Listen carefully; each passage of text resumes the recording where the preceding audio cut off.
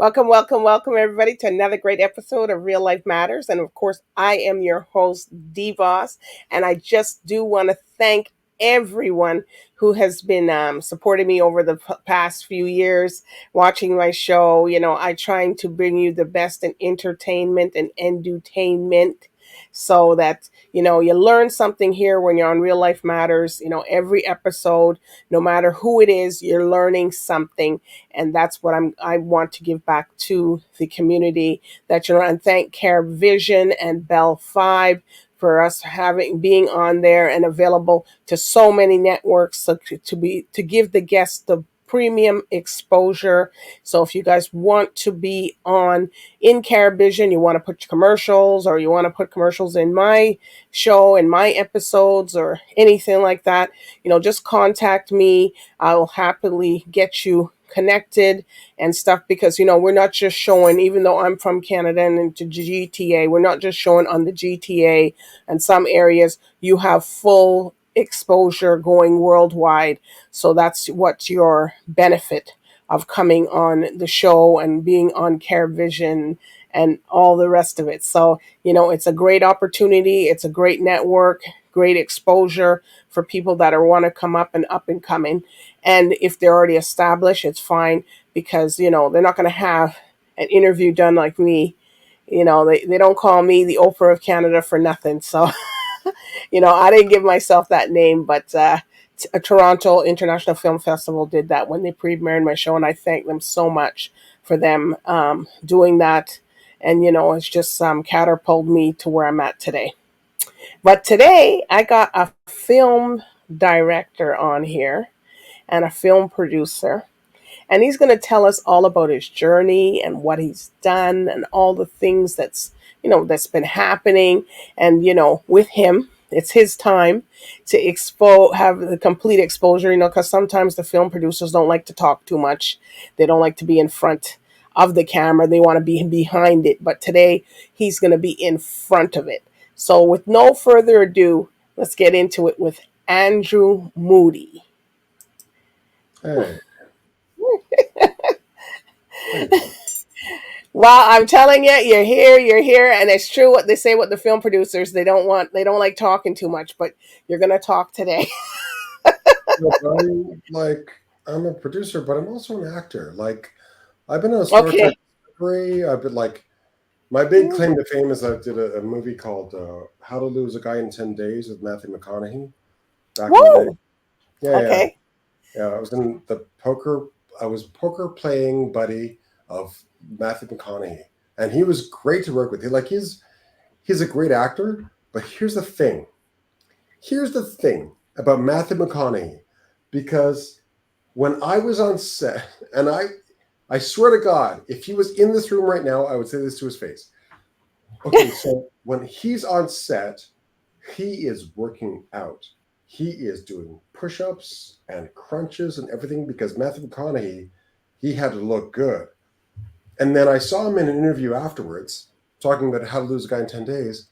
And the interviewer said to him, "Hey, so did you work out a lot? Did you do a lot of stuff to get those abs?" And he turned to the camera and he said, no, man. I just woke up. I just I ate an apple and just went to work. It's like, that's a lie. That's a lie. He worked out constantly to look as good as he worked out. Just so, and Matthew McConaughey, come at me, bro. Come at me. Look, people, it's not me saying this, okay? I know, exactly. It's Andrew Moodie. So you go, hear me? You go after him. Yeah, exactly. No, it's so funny because he looked great in the movie, but I think the thing is that men, there's a lot of stuff that happens with women and body image and stuff in movies, but also the same thing happens with men.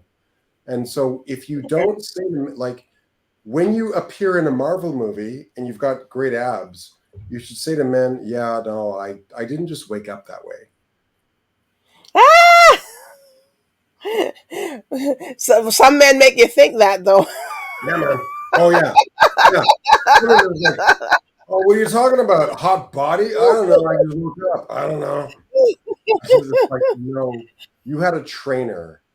You drank like I worked in this other movie with this big American star who had like he always had a big jar of some green juice that he just drank and he just did exercises all day long. And like that's how you become a action star. So Okay. don't yeah, so if you're watching movies thinking, "Hey, I should look like that. Why don't I just wake up like that?" It's like, no, no, no, that's not how it Well, happens. Andrew, here at Real Life Matters, we like to know what's your cultural background and where you come from.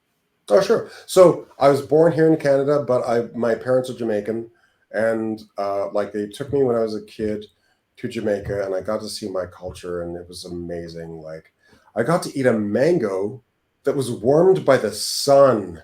It was awesome. I got to have like oh, like jerk chicken from a shack that was off the road. That was the best chicken I've ever eaten in my entire life. It was Wow.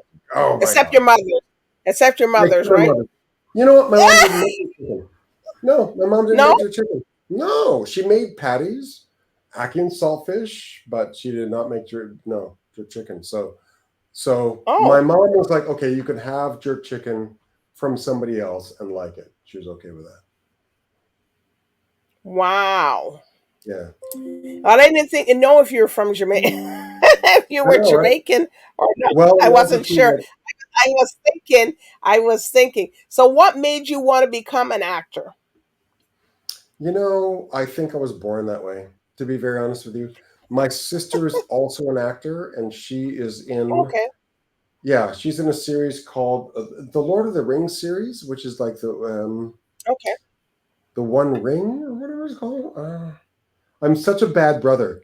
Man, she's gonna watch this and she's gonna be like, "I've told you 5 times." She was also like she was in the last Star Wars movie. She was in Silo. She was in. She's been in so many things. Okay. And she was in an incredible Sam Mendes movie called Empire of Light. And my sister Okay. played the mother of this guy, and she was fantastic. So my sister is like an amazing, amazing, amazing actor. But neither of us had actor parents. So you have these West Oh. Indian Okay. parents. Yeah. Here's the thing. My dad. So my dad grew up in Buff Bay. So he grew up in Buff Bay Okay. in Jamaica, and his parents were the headmaster and headmistress of a school. And he learned a lot about Shakespeare. One of his English teachers was Errol Flynn's father.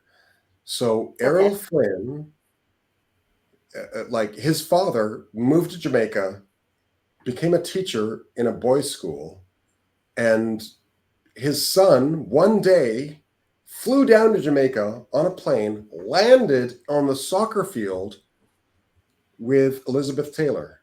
And my dad Oh. tells me this story to like until his dying day. He would say, when he was a boy, going to school in Jamaica, like he met Errol Flynn and Elizabeth Taylor, and he always had that.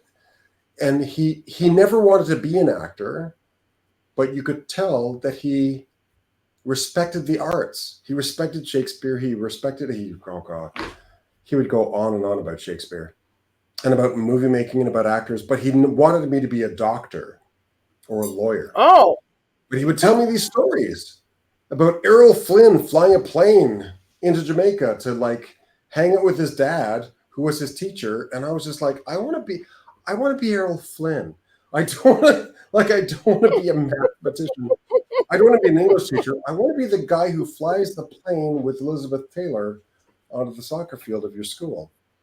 So my dad Okay. was very upset, as a Jamaican dad would be, when his son decided to be an actor and didn't want to become a doctor until I played a doctor on TV. And I said, Oh. Dad, yeah, you want me to be a doctor? There. Watch this episode of this TV series. I'm a doctor. There you go. Done. Okay. And once I opened All the right. So door, my sister yeah. could then go off and be an incredible. She's won awards. She's an amazing performer, and she's, if you haven't seen her, just Google What's her Tanya. name? Tanya. Okay. Yeah. So Google Tanya Moodie, Moodie, and she's working on I don't know. She's working on a movie right now, but I never know if she's got an NDA, which she would never tell me about. Oh, If she maybe. had an NDA, she would never tell her brother. But I never know what to say, what she's working on right now. But she's in. I can't say where she is. That's fine. Okay. Yeah, Okay. but All she's right. So working on. did you took acting classes or you just are natural? No, you know what? Here's the thing. So I went to school in the 70s, and then when I went to high school in the 80s, I wanted to study acting at the National Theatre School. Okay. And my teacher, Trudy Wiseman, was an amazing high school drama teacher. She got me a professional drama teacher to train me to audition for acting schools. So I worked really hard, and I worked on my audition, and the National Theatre School, I auditioned for them, and they turned me down. But an agent found out about me and got me a gig for a play, a professional equity play at the Great Canadian Theatre Company in Ottawa. And Okay. she also got me a TV show. So I ended up being a regular series character on a show called Under the Umbrella Tree. Okay. And so when I applied for the National Theatre School the next year, I was like, I'm a member of ACTRA. I'm a member of Equity. This is going to be so easy to get in. And so I auditioned again for the National Theatre School.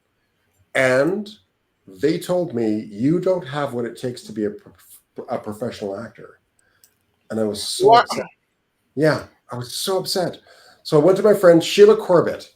I went to her house. I went to her apartment with like a case of beer. And we just opened up one beer after another saying, I will never be an actor. Oh my gosh, my life is ruined. And somewhere in the middle of the night, she said to me, Andrew, you've already been in a professional equity play. You've already been a regular on a TV series. You are an actor. And I said, I wanted to learn. I wanted to go to the National Theatre School. And she said, it's too late. And to be very honest with you, like actors of color back in the 80s, it was really hard. It was really hard. Yeah. Like, I'm glad now that I've talked to people, now that I've talked to actors of color who went to the National Theatre School in the 80s, I realize I am so glad I didn't get in. I am so glad, because the things that would be said to them, there's this one actor who I will not mention, but there was this one actor who went to the National Theatre School in the 80s. And the teachers told him, well, you're black, so you'll just play slaves and servants. And yeah. Oh, yeah. Oh, honey. Oh, in the 80s, that's what was said to black students. Absolutely. And I just realized, oh, no, I've got a bigger vision than that. I do. So I've fought really hard, and I worked really hard to become a really great actor. And I got an agent. I got an agent because I auditioned for a TV series, and the TV series was like, who's your agent? And I was like, I don't have one. And they said, okay, we're going to find you an agent, and and so that's how I got my agent. And then from then on, I've just appeared in over 300, movies and TV series and stuff. Wow. So, okay. Yeah. So I really love acting. But with this movie, Memento Mori, I've moved into writing and directing. And the reason why I did is because, first off, I love actors. I love actors and I love performance. So, and I worked a lot in theater, but I also worked a lot in film. And I love John Cassavetes. I don't know if you know a lot about his work, but John Cassavetes is this guy who started off as a film actor, and he became a director. And he founded modern American independent film. He was the guy who's just like, he was the first one to be like, no, we don't have to work in the system. So and I just loved everything he did, and I just studied him like you would study a math test. And I decided, okay, I'm going to be a director, but I'm going to be a director like him. And so for this movie called Memento Mori, I said, we're going to do it in the John Cassavetes style. Now, the movie itself, okay, the movie is called Memento Mori. Okay. And Memento Mori is a phrase, it's a Latin phrase, which means remember you die. Because what would happen is, back in like the 1600s, there were these very wealthy people like Donald Trump. Donald Trump in the 1600s would be like, hey, paint me a picture of how rich I am. So the painters are like, sure, okay. You want to paint about how rich you are? Sure, no problem. But in the corner, they'd paint a little skull and a crossbones to say, hey, you're wealthy now. Yeah, sure, you've got all the wealth in the world now, but one day you're not going to exist. And that became an artistic movement called vanitas. Okay. And vanitas, roughly translated from Latin, means truth. And out of that artistic movement came this painterly movement called the Memento Mori, which is just remember that life on Earth is temporary. And I was inspired to write this film because of a beautiful friend of mine named Bonnie. So last year, my friend Bonnie, in 2023, she invited a group of friends to hang out together. And it was great. Bonnie had suffered from a disease for many years, and we all thought, oh, it'd be great to hang out with Bonnie. It'd be great. It'd be fantastic. So we all hung out with her. And then later on, we learned, oh, that's the last time we're hanging out with her, because she was going to participate in the Canadian MAID program. So for those of you who don't know, the Canadian MAID program is an algorithm. What MAID means is medically assisted death. So Wow. there are people who their sickness has gone to a point where you're not going to survive. And in Canada, we can choose now to decide when we're going to die. And I decided, like, when she went through that process, I was like, I've got to write something about this because I'm an artist, I'm an actor. Right. And I said, you know what? Like, let's write something inspired by this. So the characters in the movie are not Bonnie. Like, Bonnie is a completely different person. So Okay. yeah. Because ultimately, like, I want to keep my memory of Bonnie sacred. So whatever my Okay. experience with Bonnie, that's my experience with Bonnie. You'll never find out about it. But I can Okay. also, I can totally, as a film artist, I can create an imaginary world where somebody decides, okay, well, I'm going to gather friends together, but also I'm going to gather friends together on the day that I'm going to die. And so I made this short film, and it went to the Toronto Independent Film Festival, and it won the Audience Choice Award. And it's ultimately it's about how when we are alive, we should really appreciate what we have, because All right. ultimately, we all have the same fate, everybody, but ultimately, the person that you are is reflected in the people that you know.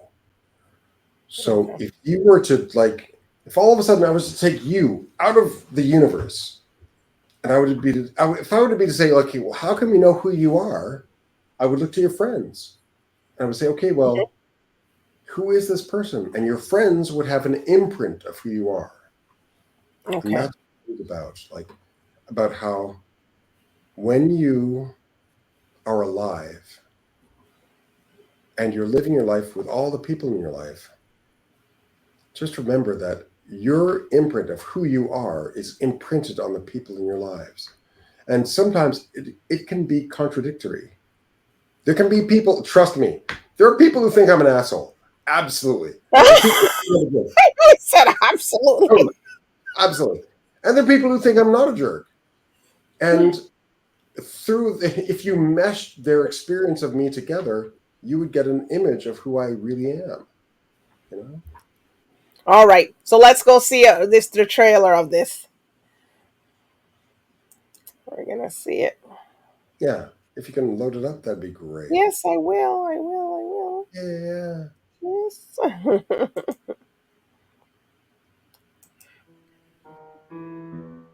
Thank you all for coming. As per the email, everybody's going to go up one at a time to have their moment with Bonnie. And then the doctor's going to get here, and he's going to go straight up. And then we're all going to go up together as a group. Okay? All right. We are here to support Bonnie in her decision. I just think we also have to support her if she decides to change her mind. So, we are starting now.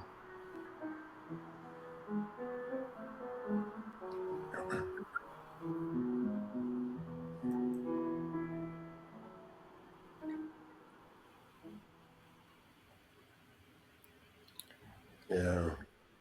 Wow. So that's the that was quick.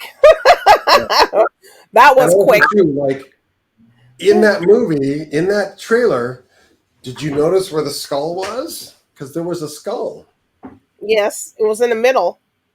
Oh, really? Did you notice it? Really? I think so. So now you got me thinking. The thing about the Memento Mori movement is that in every frame or in every image, you'd have a little something of life and a little something of death. And I think that it's important for artists to remind us that life is amazing. Like, life really is amazing.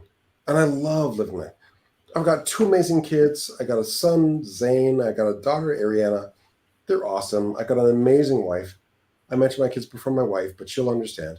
But life is amazing. It's not me. I'll tell you what, it's not me. It's Andrew. My wife, but also, she's used to it though. Also, okay. Kids mentioning her before, but also too, like, there's so many things that are so amazing about being alive that we really have to remember to be good to each other. And to ourselves. So where can people see this? Is it out now or is it not out yet? Or it will be out. It's still going to festivals, but it will be out. And, it'll be released on the internet. But the most important thing is, like, remember to be good to each other. That's the thing. So are you working on anything else after this? Oh, because I've got, like, one of the things I'm working on right now is a story about artificial intelligence and bias and being a person of color. Because many years ago, I got access to OpenAI before it was released to the public. So I got to see how the algorithm worked with people of color. And I was astonished and more than a little concerned. There are people who are creating AI, and there are people who are running companies that are profiting off of AI, who are programming within AI ideas about people of color based on bias, racism, based on racism. I call it bias, but it's based on racism. And so it's really important for the world that exists now, because we all use AI. Like, if you said to me, I've never used AI, I would say, liar, you're lying. You've used AI. I've used it. And it's the thing, the problem with the AI that we use is that there is a bias that is baked into it that we can't do anything about. So Okay. my next script is about how, well, like what to do about that, like what to do about the bias that is baked into AI that exists right now, which actually just reflects the world that we live in. Like when a person of color or a woman walks through the world, they are dealing with a world that is telling lies about them or communicating untruths about them. That's happened for centuries for women and for people of color and of all different faiths. And Okay. how do you deal with that when it becomes mechanized, All right. becomes weaponized? So that's my next script. All right. Well, you got to come back when you come out with your next thing. You got to come back again. So, are there any shout outs that Absolutely. you want? Are there any shout outs that you want to give to anybody? Oh, too many. Like a shout out to all the crew, everybody who works on the film. A shout out to them. A shout out to like my mom, who was awesome. My mom and my stepdad, who was awesome. Um, and a shout out to you. Thank you so much for asking me to be here today. This is awesome. Oh, I thank you for you sharing your journey and telling everybody about it, and your sister too. Yeah. And it's really something. So, where can people follow you on social media? So it's my name at Instagram. My name, Okay. so Andrew Moodie at Instagram. Andrew Moodie on Twitter. Andrew Moodie. Because when It's just his name. I'm so old, when they started, I was like, I'm getting my name and I'm getting it on this platform. So Okay. Well, thank you so much, Andrew, for sharing everything, today. And, a lot of people respect that. You're an actor, a film writer, a film creator. You're doing the whole thing. And, you're going against the grain and you're yeah, coming out and showing people that even if you've been told to do a certain thing, no, I can do other things. and that's what I So want to this say. is Like, something. if there's anything, I don't care what gender you are, what race you are, whatever. I don't care. If somebody in the entertainment industry has told you you can't do something, just do it. Just be Yes. excellent, but just Yeah. do it. Don't beat anybody at it, but or tell them something. Just do it. Yeah, just do it. Just All go right. for it. Just go for it. Just don't like. There's so many great artists who were told you can't do this. So many. Edvard Munch, All right. when he did The Howl, people were like, "That's what are you doing? That's crazy." Rodin, when he made The Thinker, they were like, "This is a piece of crap." There were so many. Rodin's Thinker is the most popular sculpture in all of sculpture. It's a guy sitting on a rock going like this. Like that's the most like nobody. If I was to say to you, what sculptor from France in the 1600s made any impression on you, you would say I don't know. But if I was to say to you, have you seen The Thinker? You would say yes, the guy on the stone thinking like this. That sculpture was ridiculed by people in Paris, and it's just like you know what? Screw them. Like that was the one. Do you? Do you absolutely do you? On that note, we're gonna say, thank all the viewers for watching tonight here with Andrew Moody. You guys go search him up, go support White, say what the comments in the movies and the stuff, other stuff he's done. Just go look it up and make comments. He'll be there till he wants to see them. All right, and see Absolutely. what you think. Have a look at God in 10 days, man. Watch it. It's great. All right. Well, thank you, everybody. Good night for now. Bye. Take care. Bye bye.